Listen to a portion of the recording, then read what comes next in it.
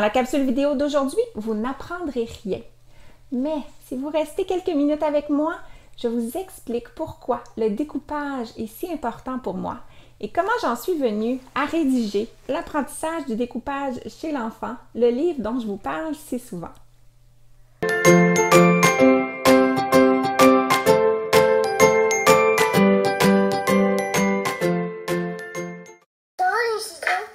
Vas-y.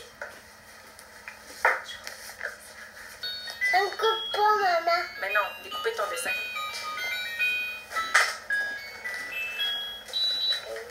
Tu as mis tes ciseaux à l'envers. Non, Ouais. Non, non. Hein? Le pouce, il va dans le petit trou. Ici? Tourne d'abord. Comme ça? Ouais, sauf dans l'autre main, par exemple. Un autre main. Fais ça. Il y en a 4 dans celui-là. C'est ça. 4 doigts en bas, le pouce en haut. Mais pourquoi on peut mettre les doigts dans lui? Parce que les 4 doigts, ils aiment ça être tout ensemble. C'est eux autres qui font la force pour découper.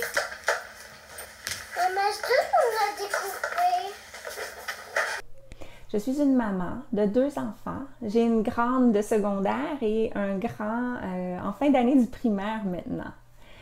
Comme toutes les mamans, quand mes enfants ont commencé la maternelle, j'ai anticipé avec beaucoup d'excitation le premier bulletin. Étant ergothérapeute, j'étais certaine que j'avais bien épaulé mes enfants dans leur développement. Je vais vous parler plus spécifiquement de l'histoire de mon garçon, pour qui j'ai eu une surprise au premier bulletin.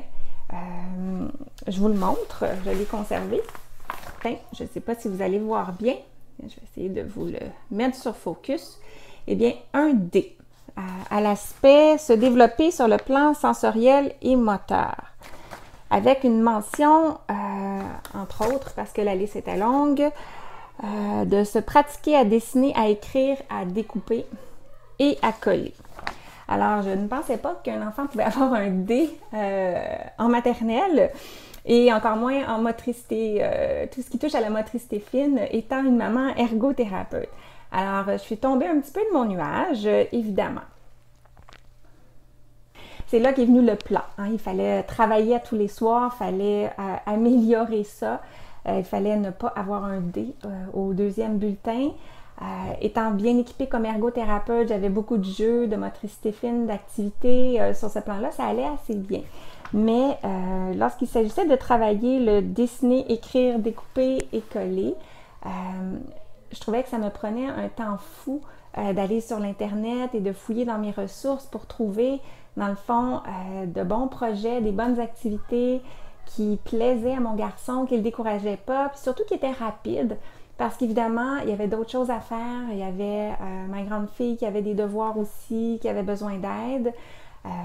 Alors, je me suis rapidement sentie surchargée et j'ai senti aussi que mon garçon perdait intérêt avec ce que je lui apportais, un petit peu de tout et de rien que je trouvais sur le web pour l'aider à pratiquer son découpage.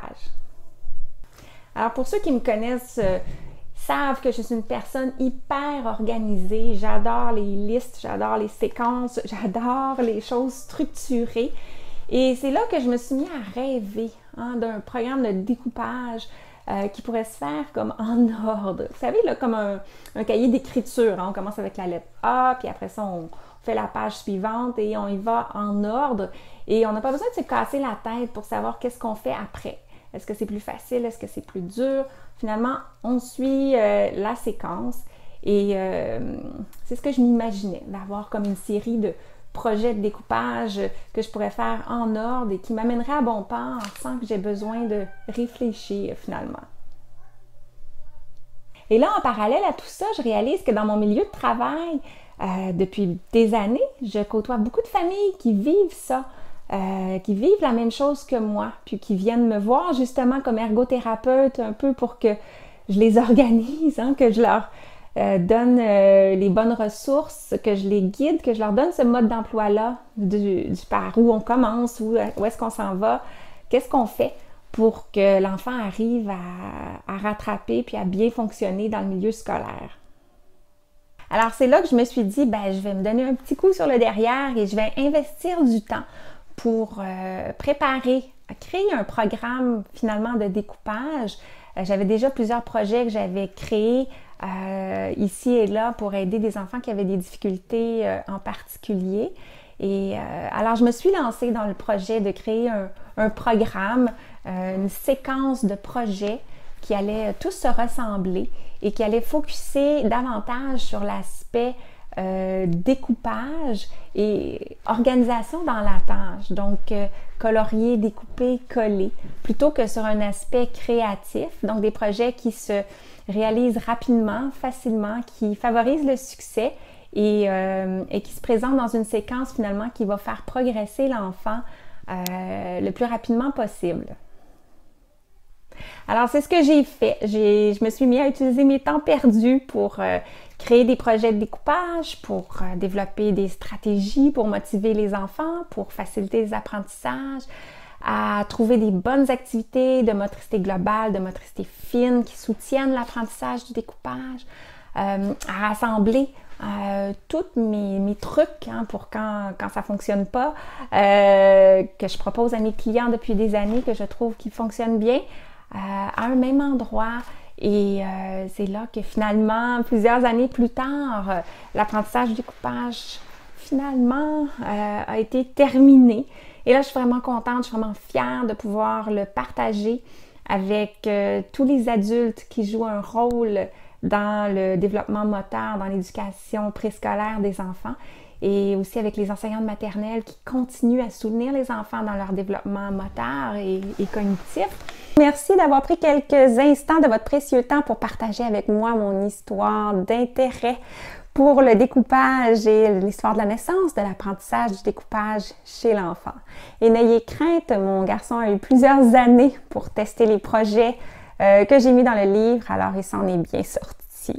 Alors, on se retrouve bientôt pour parler d'ergothérapie, de découpage et de plein d'autres sujets qui touchent le développement de l'enfant. À bientôt!